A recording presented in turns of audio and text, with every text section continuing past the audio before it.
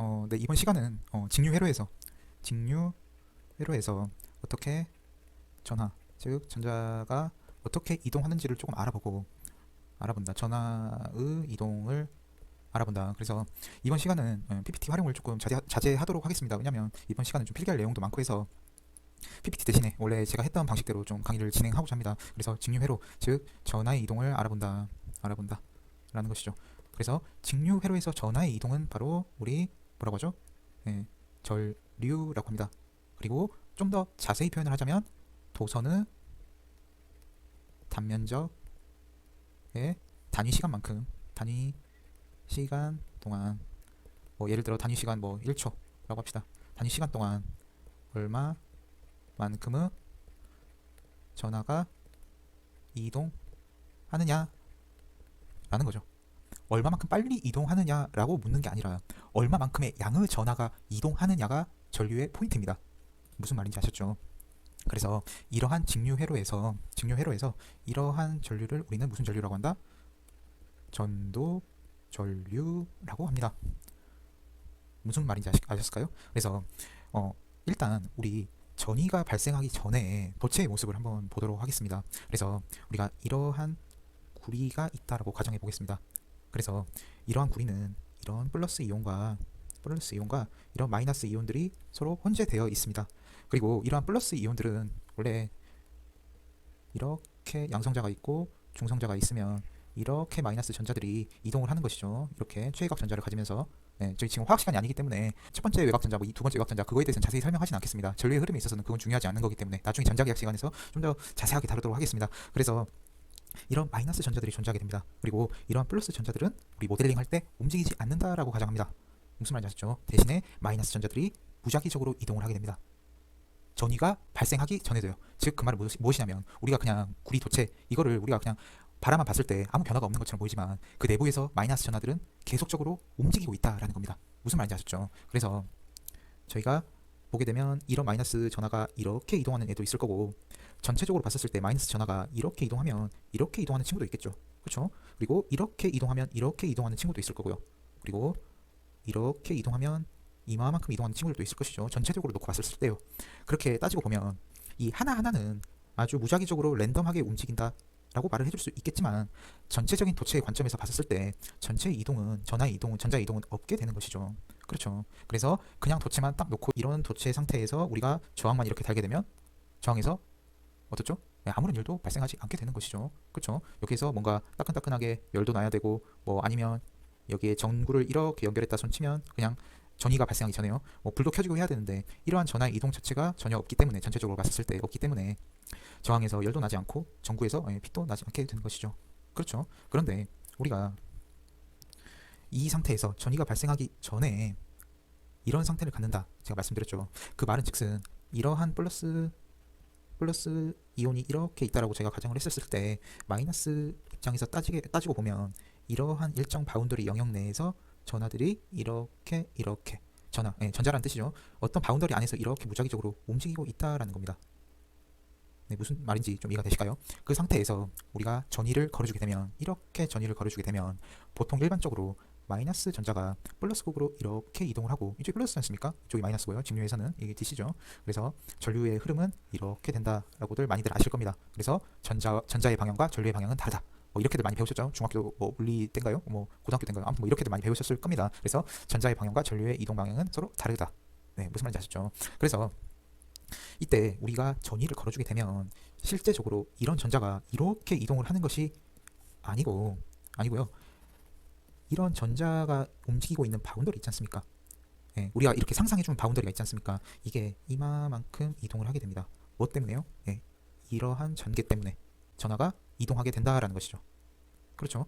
그래서 우리가 전개를 이렇게 걸어주게 되면 원래 우리가 갖고 있던 바운더리로 치면 여기에서 이렇게 전자들이 왔다 갔다 랜덤하게 움직이고 있어야 됩니다. 그렇죠? 하지만 이러한 전개 때문에 우리 전자들이 놀고 있는 바운더리가 dl 이 미소 길이만큼 이동을 하게 됩니다. 이렇게요. 그렇죠? 그래서 이렇게 놀고 있던 전자의 바운더리가 이렇게 이동을 하게 되는 것이죠. 이렇게요. 그렇죠? 이러한 상태를 보고 우리는 전류가 흐른다라고 하는 겁니다. 그래서 여기에서 놀고 있었던 전자가 어떻죠? 이제는 이렇게 이동을 하게 되고, 여기에서 원래 이렇게 놀고 있던 전자가 여기에서 놀고 있게 되는 것이죠. 그렇죠? 무슨 말인지 아셨죠? 그래서 전이차가 발생하게 되면은 우리는 이러한 단위 최적당 1 세제곱미터당 1쿨롱의 전하가 얼마만큼 이동을 했는지, 이게 우리가 궁금한 것이죠. 그렇죠? 여기에 우리가 이 도체의 단위 면적과 여기에서 이마만큼 이동을 했지 않습니까? 그러면 이러한 단위 면적에 dl만큼 이동한 걸 이렇게 곱해주게 되면 어떻죠? 우리가 단위 시간당 이동한 최적을 구할 수가 있게 되는 것이죠. 그렇죠? 그래서 이마만큼의 면적을 우리가 곱해주게 됩니다. 그러면 최종적으로 우리가 원하는 dq가 구해지게 되는 것이죠. 그렇죠? 그래서 이 dq를 q 이렇게 써주게 되고, 그렇죠? 그리고 단위 최적당 얼마만큼 전하 개수가 이동했는지를 우리는 뭘로 표현을 해주냐면 n으로 표현을 해주게 됩니다. 이게 이렇게 써지게 되고, 이 s는 이렇게, dl은 이렇게 써지게 됩니다. 무슨 말인지 아셨죠? 그래서 우리 전류는 이러한 공식을 갖죠, 저희. 그렇죠? 그래서 단위 시간당 얼마만큼의 전하가 이동했냐라는 거죠. 그렇죠? 그래서 dt로 나눠주게 됩니다. 그러면 이게 전류의 식이 된다라고 하는 거죠. 요거요. 보이시죠? 그래서 dl을 dt로 나누게 되면 우리가 이마만큼의 전자가 이렇게 이동을 했다. 그 말은 즉슨 무엇이죠? dl을 dt로 나눴다는 것은 속도라는 것이죠. 전자의 이동 속도다. 그래서 이 전자의 이동 속도는 우리 뭐라고 합니까? 드리프트 속도라고 합니다. 그래서 사실 이 전자가 이동하는 속도는 1초당 수 밀리미터입니다. 우리 자 이렇게 눈금 보이시죠? 1mm, 2mm, 3mm, 4mm. 이 정도 크기만큼 우리는 움직이게 된다, 전하가. 무슨 말인지 아셨죠? 그래서 매우 느린 속도로 움직이게 됩니다. 이렇게 랜덤하게 왔다 갔다 하는 속도는 빠를지 몰라도 이렇게 바운더리 자체가 움직이는 속도는 어쩐다? 매우 느리다라는 것이죠. 하지만 우리 이러한 도선에서 보게 되면, 이러한 도선 전체에서 보게 되면 이렇게 전이차가 그려졌으면 여기상에도 전자의 바운더리가 이렇게 이동을 했고 조금씩 이러면 여기서도 이렇게 조금씩 남아, 여기서도 이렇게 조금씩, 여기서도 조금씩 이렇게 전부가 다 움직이게 되는 것이죠. 그쵸? 그래서 전류가 전체적으로 순간적으로 이렇게 흐르게 되는 것처럼 보이게 되는 겁니다. 네, 무슨 말인지 아셨죠? 그래서 이 직류회로가 걸렸을 때 우리는 이러한 V를 드리프트 속도라고 하고, Q를 전하, 그리고 N을 최적당 전하 개수, S를 도체의 단면적이라고 합니다. 그리고 이러한 Q와 N과 V를 곱해준 것을 우리는 바로 전류 밀도라고 합니다. 전류 밀도는 암페어의 도체의 단위 면적을 나눠준 값이다 라는 거죠. 그리고 우리 이 속도 V는 이동도라고 합니다. 이 뮤를 이동도라고 하고, 여기에 걸어준 전개를 곱해준 값이 바로 이 드리프트 속도가 됩니다. 나중에 전자기학 할 때 좀 자세히 다룰 겁니다. 그리고 전자공학 전공하시는 분들은 이 이동도, 이거에 대해서 좀 더 자세히 아실 거라고 저 생각을 합니다. 그래서 이러한 Q, N, 뮤를 곱한 걸 우리는 바로 뭐라고 한다? 도전율이라고 합니다. 그리고 E는 이렇게 써주고 S는 이렇게 오게 됩니다. 그래서 우리 오음의 법칙 있지 않습니까? 오음의 법칙은 V는 IR이다. 그래서 이 V는 전개에다가 L을 곱해준 거지 않습니까? 그쵸? 이렇게 곱해준 것이죠. 그리고 R은 이렇게 써주게 됩니다. 그리고 이 I 같은 경우에 아까 Q, N, 뮤 그리고 전개를 곱해준 값이다. 그리고 여기에 S까지 포함이 된 값이죠. 그렇죠? 그래서 Q, N 그리고 이것은 바로 V랑 똑같고 S를 이렇게 써주게 됩니다. 그렇죠? 그리고 Q, N, V를 곱한 거는 우리 아까 뭐라고 했었죠? 이거를 곱한 걸 우리는 바로 로우에다가 전개를 곱한 것과 같다라고 하는 것이죠. 그래서 이 식이 이렇게 오게 됩니다. 그리고 Q, N, V를 곱한 게 바로 로우에다가, 즉 도전율에다가 전개를 곱한 것과 같다라는 것이죠. 그렇죠? 그래서 이 전개 2는 약분이 되고 이 L은 로우 SR이 됩니다. 그렇죠? 로우 SR이 된다. 그래서 저항은 도체 길이 L에 로우 S로 나눠준 값과 같다라는 것이죠. 무슨 말인지 아셨죠? 이게 바로 저항 오음이 됩니다. 그리고 이 도전율은 뭐로도 바꿨을 수 있죠? 저항률로도 바꿨을 수 있습니다. 저항률 시그마 그리고 L 그리고 S, 이걸 바로 저항이라고도 하죠. 네, 무슨 말인지 아셨죠? 그래서 실제적으로 전하의 이동은 그렇게 전하 이동, 즉 전하가 이렇게 움직이고 있는 바운더리의 이동은 그렇게 빠르지 않다. 드리프트 속도는 그렇게 빠르지 않고 매우 느리다라는 것이죠. 무슨 말인지 아셨죠? 네, 그래서 이러한 분석을 바로 직류에서의 분석이라 하고 어떻습니까? 전하의 이동이 순식간에 일어나죠. 순식간에 일어난다. 전하의 이동이 순식간에 일어난다라고 하는 것이죠. 그래서 이러한 분석을 토대로 해서 우리가 교류 회로를 분석해 보면 우리 교류에서 부하의 소자 특성을 분석하게 되는데 그걸 바로 럼프드 서킷이라고 합니다. 그래서 DC 분석과 유사한 면이 많습니다. 그래서 우리 교류에서 저항을 이렇게 달아주고 전압과 전류를 측정해주게 되면 전압이 이렇게 파형이 갔었을 때 전류가 이렇게 동 이상으로 나타나게 된다. 저희 알고 계시죠? 그래서 예를 들어 0에서 1초 동안은 전자의 이동이 이렇게 됐다라고 치면 가정하면 1에서 2초 동안에는 이렇게 간다 라고 하죠. 저희가 이 그래프 상으로 밀어보면 그리고 다시 2에서 3초 동안에 우리 전자의 흐름은 다시 어떤가? 이렇게 갔다가 다시 3에서 4초 동안에 어떻게 된다? 이렇게 된다. 이런 식으로 말을 많이 하죠. 그쵸? 그래서 이것은 바로 소자 자체의 특성이고 도체 내에서 전류의 흐름이다라는 것이죠. 그래서 소자 자체의 특성이라는 게 뭐냐면 이 R 부하에서 소자 자체의 특성이라는 거는 전압과 전류가 동위상이라는 뜻인 거죠. 이게 딱히 어떤 이유가 있어서 시간에 따라서 전압과 전류의 위상 차이가 나타나는 것이 아니라 우리가 물도 예를 들어 보면은 끓는 점이 100도라고 하죠. 이유가 없죠. 물 자체의 특성인 거죠. 저항도 똑같습니다. 어떤 특별한 이유가 있어서 그런 게 아니라 그냥 저항에 교류 전압을 흘려줬더니 이 전압과 전류가 어떻죠? 시간에 따라서 동위상이더라 라는 것이죠. 그래서 이것은 인덕터에서도 마찬가지입니다. 인덕터는 어떤 특성을 갖게 되죠? 전압보다 전류가 90도 늦습니다 라는 거죠. 그렇죠? 그래서 I가 V보다 시간 영역에서 90도만큼 늦는다. 그렇죠? 이걸 바로 설명한 게 어떤 법칙이죠? 패러데이 법칙입니다. 그렇죠? 그래서 이러한 패러데이 법칙, 이러한 인덕터 소자입니다. 소자. 저희가 이렇게 도선을 진짜 일부러 이렇게 칭칭칭칭 감아놓은 것이죠. 이러한 소자에서는 이렇게 패러데이 법칙이 적용이 되는데 이러한 패러데이 법칙은 어떤 전류파, 전압파, 파는 뭐죠? 웨이브죠. 이러한 웨이브를 의미를 하는 것이 아니고 그냥 이렇게 우리 이렇게 부하가 있었을 때 단자를 딱 찍어 보았을 때 시간에 따라서 어떻게 전압과 전류가 이동하는지 이거를 알아본 것이 바로 소자에서의 패러데이 법칙입니다. 그렇죠. 그래서 이거는 바로 어떻게 표현이 됩니까? 이런 식으로 표현이 되죠. 그렇죠?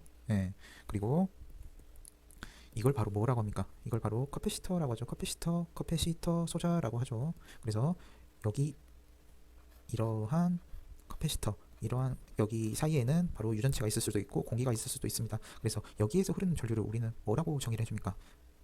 변이 전류라고 하죠. 이때 T상에서 이 점과 이 점을 놓고 측정을 해봤더니 처음에는 전류가 이렇게 나오고 전압이 0이었다가 얘는 쭉 커지고 I는 이렇게 감소하는 형태를 갖게 되더라라는 것이죠. 그렇죠? 그래서 커패시터 소자에서는 I가 V보다 시간 영역에서 90도만큼 빠르더라라는 거죠. 위상이요. 그래서 이것은 지금 전파가 이동하고 뭐 이런 특징들을 나타내는 것들이 아니라 이런 것들 보이시죠? 이런 거는 뭐 전파가 이동하고 뭐 그런 특징, 뭐 이동하고 반사하고 뭐 투과하고 그런 특징들이 아니라 그냥 소자의 시간에 따른 특징을 나타낸 것에 불과합니다. 그렇죠? 그러면 우리가 이런 교류에서 부하가 이렇게 있으면 어떻게 이동을 하냐라는 거죠. DC 관점에서 보게 되면 사실은 어떻죠? 전하가 이렇게 이동을 했다가 다시 이렇게 이동을 했다가 이렇게 우리가 공급을 해준다. 전압과 전류가 이렇게 이동을 한다라고 보게 되는 게 맞는 거죠. DC 관점에서 보게 되면. 그리고 이런 관점도 마찬가지인 것이죠. 하지만 이렇게 교류가 전파해 나갔을 때 이런 관점에서 보게 되면 안 되고요. 이렇게 보게 되면 우리가 어떤 착각이 빠지냐면 우리가 DC에서는 큰 전압에서 낮은 전압으로 전류가 이렇게 이동을 하지 않습니까? 그렇죠. 이렇게 5V가 있으면 이렇게 큰 높은 전압에서 낮은 전압으로 이렇게 이동을 한다. 라는 거죠. 도선을 따라서. 하지만 A씨는 그렇게 분석을 해주시면 큰일 납니다. 처음에 이해를 할 때. 뭐 우리가 처음에 물론 배울 때 이러한 관점에서 이해를 할 수 없게 되는 거는 저 이해를 하지만은 이렇게 분석을 해주시면 안 되고, A씨는 어떻게 우리가 전파를 하게 되냐면, 그래서 우리가 교류에서는 시간에 따라 변화하는 자기는 우리가 거리에 따라 어쩐다? 거리에 따라 변화하는 전개를 만든다. 제가 예전에 말씀드렸습니다. 장거리 성전설을 할 때. 그래서 거리에 따라 변화하는 자기는 한 시점에서 놓고 보면 우리가 뭐가 똑같다? 시간에 따라 변화하는 전개가 똑같습니다. 이것과 이거는 같은 말입니다. 그래서 시간에 따라 변화하는 전개는 다시 맥스웰 방정식에 따라서 거리에 따라 변화한다는 말이 무엇입니까? 즉 이동하는 말과 똑같습니다. 그래서 거리에 따라서 변화하는 자개를 만들고, 이렇게 거리에 따라서 변화하는 자개는 시간에 따라 변화하는 자개가 똑같습니다. 그래서 다시 또 이 말은 이동하는 전개를 만들게 됩니다. 그래서 이러한 E와 H가 동이상으로 입사를 하게 됩니다. 그래서 이런 식으로 쭉 가게 되는 것이죠. 그래서 RL상에서 시간에 따라 측정을 해봤더니 이 소자의 특성에 따라 어떻게 측정이 되더라? 전압은 이렇게, 전류는 살짝 늦게 이렇게 가게 된다는 것이죠. 그렇죠? 이게 V고 이게 I입니다. 그렇죠? 그랬더니 직류에서는 이렇게 이동하는 거를 이게 지금 E와 H의 웨이브입니다. 즉 파동이죠. 이러한 웨이브 파동이 이동하는 게 아니죠. 전류에서는 모든 전하가 한꺼번에 순식간에 드리프트 속도대로 이동을 조금씩 하게 되는 것이죠. 단 전체 회로상에서 일어나기 때문에 순식간에 일어나는 것과 마찬가지다라는 것이죠. 하지만 교류에서는 이런 웨이브 파동은 이 선로를 따라서 트래벌링 한다라는 표현을 쓰게 됩니다. 이렇게 이동을 하게 됩니다. 무슨 속도로요? 빛의 속도로 이동을 하게 됩니다. 그렇죠? 그래서 거리가 이러한 전송 길이가 너무나 길어지게 되면 아무리 빠른 속도라도 위상 차이가 조금 발생하니까 우리 뭐를 고려해 줬습니까? 위상 정수라는 거를 고려해 줬죠. 위상 정수 베타라는 거를. 그렇죠? 그리고 이러한 거리가 매우 짧다라고 가정을 해주게 되면 이런 위상 정수가 사라지게 되는 것이죠. 그렇죠? 그렇게 해서 분석하는 것을 우리는 바로 단거리 송전 선로라고 하고, 우리가 회로 이론에서 배우는 모든 교류 회로가 전부 다 L이 0이다라는 것이죠. L이 0이다라는 말은 무엇이죠? 즉 럼프드 서킷처럼 분석을 해달라는 겁니다. 전부 다 이런 상태로 분석을 해달라는 거죠. 이런 상태로 무슨 말인지 아셨죠? 그래서 우리가 이렇게 처음에 회로 이론에서 DC를 배우고 이러한 맥스웰 방정식을 배우지 않은 상태에서 여기로 바로 넘어가서 배우게 됩니다. 이러한 AC를 배우긴 하는데 럼프드 서킷에서 배우기 때문에 DC에서 했던 관념들이 이 AC 럼프드 서킷 상에 자꾸 투여가 됩니다. 무슨 말인지 아셨죠? 그래서 교류에서는 전압이 높은 데서 낮은 곳으로 흐르는 것이 아니라 시간에 따라 변화하는 자개와 전개가 서로 상호작용을 이렇게 유지를 하면서 움직이게 된다는 것을 우리는 잊게 됩니다. 그렇죠? 그리고 이러한 RL 부하를 보게 되면 우리는 유효전력 P와 무효전력 Q 이렇게 나타낼 수가 있게 되는 것이죠. 이거는 뭐죠? 시간에 따른 전력을 의미합니다. 시간에 따른 전력을 의미합니다. 그렇죠? 사실은 이렇게 동위상으로 입사하는 게 맞는데 이렇게 분석을 해주게 되면 너무나 어렵습니다. 그래서 우리가 편의상 우리가 부하에서 이렇게 P와 Q로 측정이 되면, 그렇죠?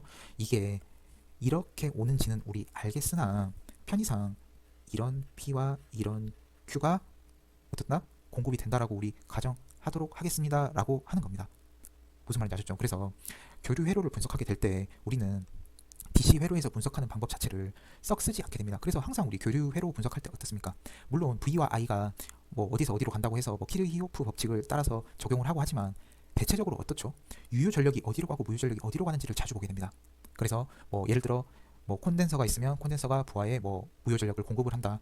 무한대 모선이 있었을 때 다른 발전기가 울려 있는 상태에서 그 발전기는 유효 전력을 소모한다, 공급한다, 이런 말들을 많이 쓰게 됩니다. 무슨 말인지 아셨죠? 그래서 이러한 P와 Q를 분석해지는 것이 교류 회로에서는 아주 중요하게 된다라는 것이죠. 그래서 이걸 좀 더 자세히 공부를 하는 과목이 뭡니까? 바로 전력, 계통, 공학이라고 하는 것이죠. 무슨 말인지 아셨죠? 그래서 우리가 뭐 물론 교류에서도 뭐 I가 뭐 이렇게 흘러가고 뭐 이렇게도 흘러가고 뭐 이런 방향 자체가 중요하지만 이것보다도 가장 중요한 것은 P와 Q의 흐름이 어떻게 되는지를 보는 게 교류에서 가장 중요하다라는 것이죠. 가장 중요하다. 무슨 말인지 아셨죠? 그래서 그럼 이렇게 E와 H가 이렇게 입사를 해서 반사도 할 거고 투하도 할 건데 이런 문제 저희 안 풉니까? 풀지 않습니까? 라고 물어보신 분들이 있는데 나옵니다.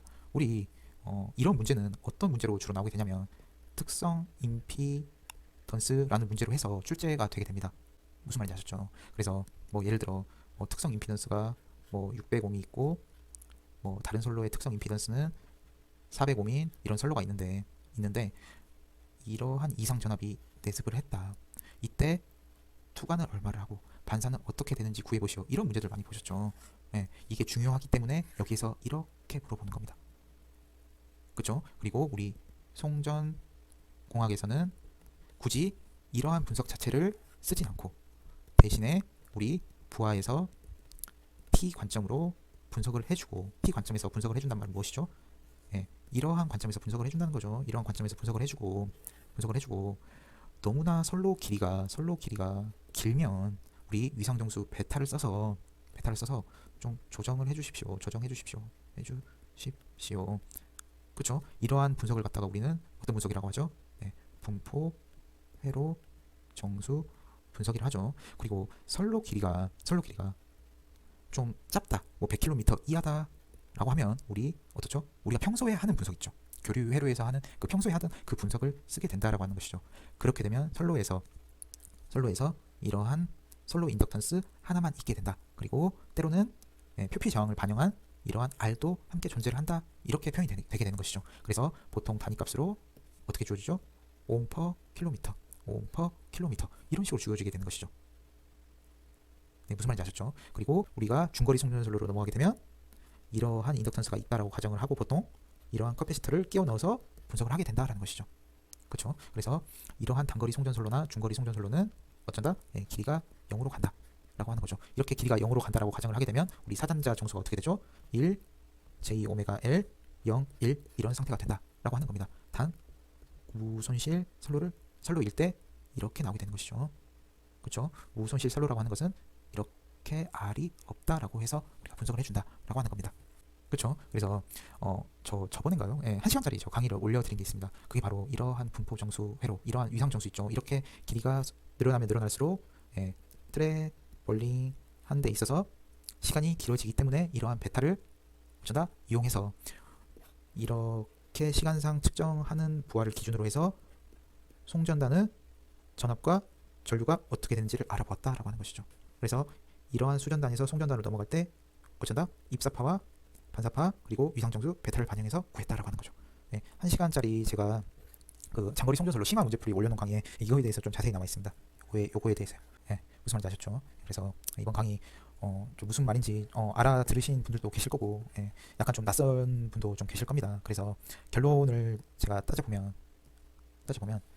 일반 우리 DC 회로 공부를 할 때 KCL, KVL 쓰죠. 그리고 AC 회로 이론상입니다. 회로 이론상에서 우리가 분석을 하는 것은 전부 다 단거리 송전선로나 중거리 송전선로처럼 분석을 해주는 걸 의미합니다. 여기 또 무조건 KCL, KVL 뭐 이런 식으로 분석을 하는 것은 동일하다.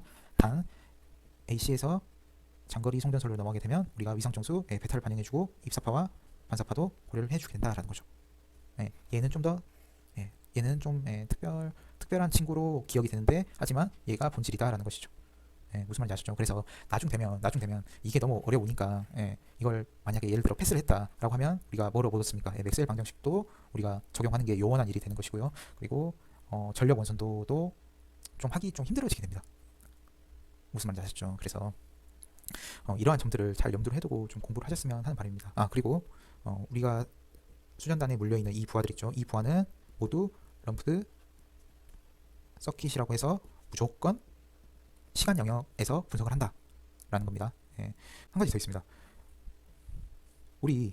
저희 DC 회로 할 때 이곳에서는 항상 이런 마이너스 입자들의 흐름이 전류를 만들어내지 않습니까? 그렇죠. 그래서 HVDC 있죠. 이것도 직류죠. 여기에서 전자파가 발생하지 않습니다. 이런 장점이 있습니다. 여기서는 어떤 단점이 있죠? AC에서는 전자파가 발생하죠. 이 H가 입사를 할 때 동 이상으로 입사를 하게 되죠. E와 H가 이렇게요. 이걸 뭐라고 하죠? 전자파라고 하죠. 그래서 저희 송전철탑 이렇게 있으면 인근에 주민분들이 좀 이렇게 반발하시는 경우들이 많이 있지 않습니까? 전자파 몸에 해롭다. 뭐 이런 문제들이 좀 많이 발생하죠. 그래서 좀 민감한 사항이니까 여기까지만 좀 말씀드리도록 하겠습니다. 그래서 HVDC의 장점이 바로 전자파가 없다라는 겁니다. 무슨 말인지 아셨죠? 예, 여기까지 해서 좀 마무리 짓도록 하겠습니다. 예, 부족한 강의 시청해 주셔서 감사합니다.